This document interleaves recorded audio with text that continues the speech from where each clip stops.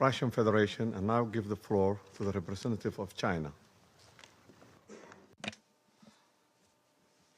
President, China supports the Security Council holding an emergency meeting regarding the United States military strikes on Venezuela. And thanks USG DiCarlo for reading out the briefing of the Secretary General Guterres. I have listened carefully to the statements of the briefers, and we welcome to this meeting the permanent representative of Venezuela and representatives of other countries. On January the 3rd, the United States blatantly launched large-scale military strikes against Venezuela, forcibly seized Venezuelan President Nicolás Maduro and his wife, and took them out of the country. It claimed that it will run Venezuela and even didn't rule out launching a second round of military operations on an even larger scale. China is deeply shocked by and strongly condemns the unilateral, illegal, and bullying acts of the U.S. For some time now, the international community has repeatedly expressed grave concern over the U.S. sanctions, blockade, and threats of force against Venezuela.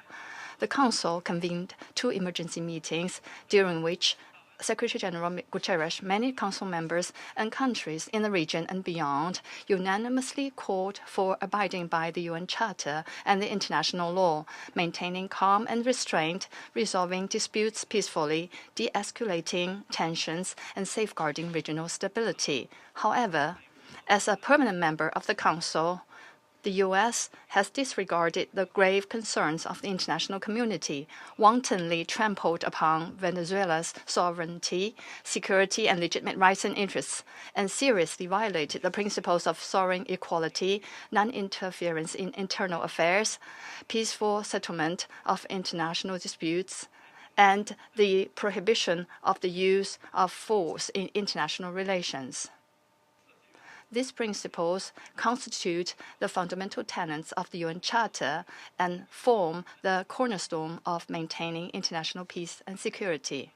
The U.S. has placed its own power above multilateralism and military action above diplomatic efforts, posing a grave threat to peace and security in Latin America and the Caribbean, and indeed internationally.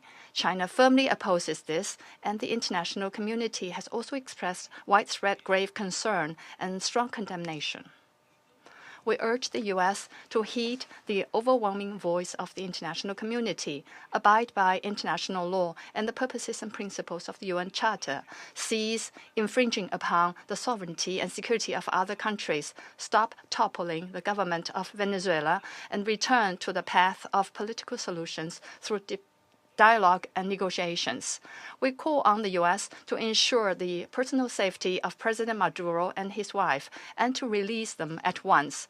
We support the Council in fulfilling its primary responsibility to maintain international peace and security, and we support all efforts by the UN Secretary General, regional countries, and organizations that contribute to promoting dialogue and de-escalating the situation.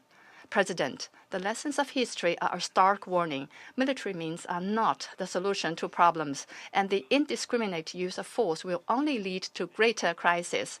The U.S. bypassed the Council to launch military operations against Iraq, blatantly attacked Iran's nuclear facilities, and imposed economic sanctions, military strikes, and even armed occupations on multiple countries in Latin America and the Caribbean.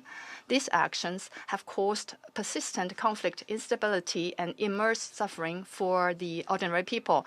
Did these actions bring peace and stability? Did they bring development and prosperity? The international community sees this clearly.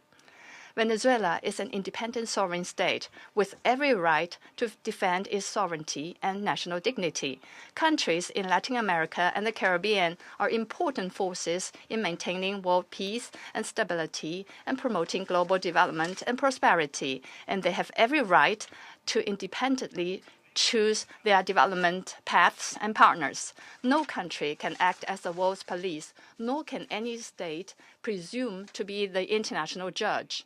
China firmly supports the government and people of Venezuela in safeguarding their sovereignty, security, and legitimate rights and interests. We firmly support the regional countries in upholding the status of Latin America and the Caribbean as a zone of peace. We demand that the United States change its course, cease its bullying and coercive practices, and develop relations and cooperation with regional countries on the basis of mutual respect, equality, and non-interference in international affairs. China stands ready to work with the regional countries and the international community to strengthen solidarity and cooperation, uphold fairness and justice, and jointly support peace and stability in Latin America and the Caribbean. I thank you, President. I thank